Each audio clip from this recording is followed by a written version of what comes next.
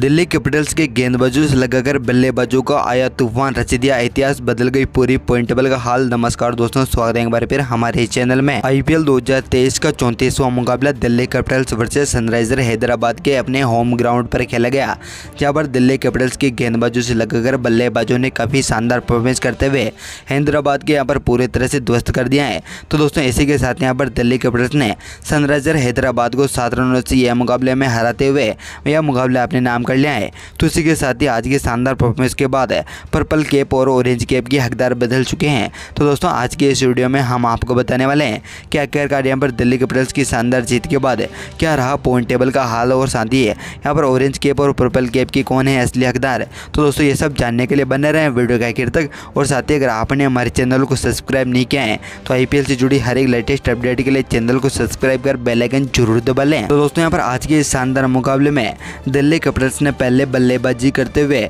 9 wicket गंवाते हुए 144 रनों का सनराइजर हैदराबाद को टारगेट दिया, जिसमें से सनराइजर हैदराबाद में यहाँ पर 20 ओवरों में 6 विकेट गंवाते हुए मात्र 137 रन ही बना पाई। तो ऐसे में यहाँ पर दिल्ली कैपिटल्स ने यह मुकाबला 7 रनों से अपने नाम कर लिया है।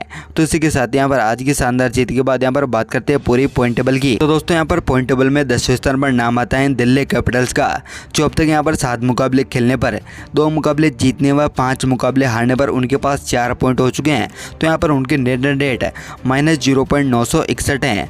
तो यहाँ पर 90वें स्थान पर नाम आता है सनराइजर हैदराबाद का, जो अब तक यहाँ पर 7 मुकाबले खेलने पर 2 मुकाबले जीतने व 5 मुकाबले हारने पर उनके पास भी 4 पॉइंट मौजूद हैं। तो यहाँ पर उनके नेट रन रेट -0.725 है।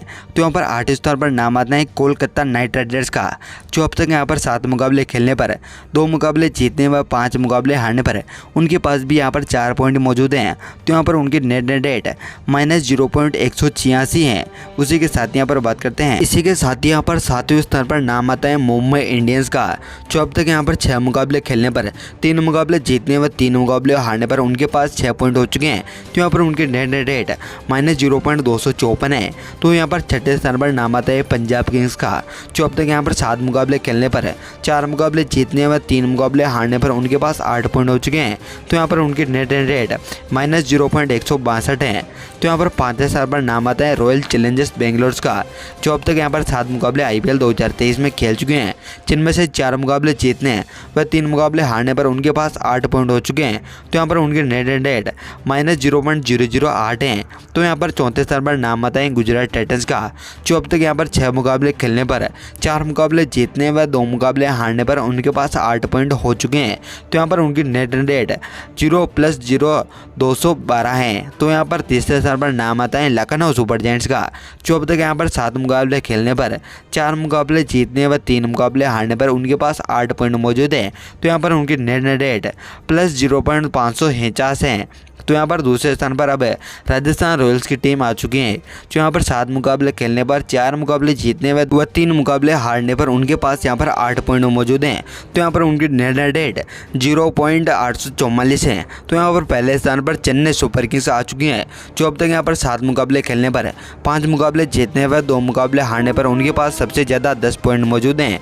तो यहाँ पर उनकी नेट रन रेट 0.662 है। तो दोस्तों यहाँ पर पॉइंट टेबल में पहले स्थान पर चेन्नई सुपर किंग्स, तो यहाँ पर दूसरे स्थान पर राजस्थान रॉयल्स और तीसरे स्थान पर लखनऊ सुपर जायंट्स बनी हुई हैं। तो दोस्तों ऐसे में देखा जाए तो यहाँ पर पॉइंट टेबल में काफ़ी ज़्यादातर उछाल देखने को मिल रहा है। तो उसी के साथ यहाँ पर बात करते हैं आज की शानदार परफॉर्मेंस के बाद ऑरेंज कैप और पर्पल कैप किन खिलाड़ियों के नाम रही हैं। तो दोस्तों यहाँ पर सबसे पहले बात करते हैं यहाँ पर पर्पल कैप की, कि आपके सबसे ज़्यादा शानदार परफॉर्मेंस करने वाले खिलाड़ियों में विकेट किन के नाम है। तो दोस्तों यहाँ पर 5वें स्थान पर नाम आता है युजवेंद्र चहल का, जो यहाँ पर राजस्थान रॉयल्स की ओर से खेलते हुए 7 मुकाबलों में 12 विकेट अपने नाम कर चुके हैं। तो यहाँ पर 4थे स्थान पर नाम आता है तुषार देशपांडे का, जो यहाँ पर चेन्नई सुपर किंग्स की ओर से खेलते हुए 7 मुकाबलों में 12 विकेट अपने नाम कर चुके हैं अब तक।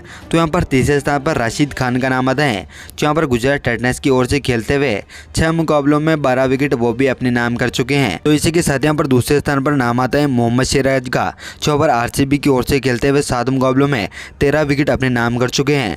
तो यहाँ पर पहले स्थान पर अर्शदीप सिंह बने हुए पंजाब किंग्स की ओर से खेलते हुए, जिन्होंने यहाँ पर 7 मुकाबलों में 8.16 की इकोनॉमी से 13 विकेट अपने नाम कर चुके हैं। तो दोस्तों यहाँ पर पर्पल कैप अर्शदीप के नाम है। तो इसी के साथ यहाँ पर बात करते हैं ऑरेंज कैप की। तो यहाँ पर 5वें स्थान पर नाम आता है ऋतुराज गायकवाड़ का, जो यहाँ पर चेन्नई सुपर किंग्स की ओर से खेलते हुए 7 मुकाबलों में 270 रन अपने नाम कर चुके हैं।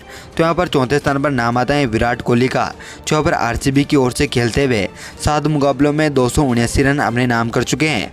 तो यहाँ पर 3रे स्थान पर डेविड वार्नर का नाम आता है, जो अब तक यहाँ पर 7 मुकाबलों में 306 रन अपने नाम कर चुके हैं। तो यहाँ पर दूसरे स्थान पर डेविन कॉनवे बने हुए हैं, जो यहाँ पर चेन्नई सुपर किंग्स की ओर से खेलते हुए 7 मुकाबलों में 314 रन अपने नाम कर चुके हैं। तो इसी के साथ यहाँ पर पहले स्थान पर फाफ डु प्लेसी बने हुए हैं, जो यहाँ पर 7 मुकाबले खेलने पर 405 रन अब तक अपने नाम कर चुके हैं। तो दोस्तों यहाँ पर orange cap Faf du Plessis के नाम है। तो दोस्तों यहाँ पर क्या लगता है आने वाले मुकाबलों में ऑरेंज कैप और पर्पल कैप किन खिलाड़ियों के नाम रह सकते हैं? अपनी राय कमेंट बॉक्स में जरूर बताएं। धन्यवाद दोस्तों, वीडियो तक बनाने के लिए। जय हिंद।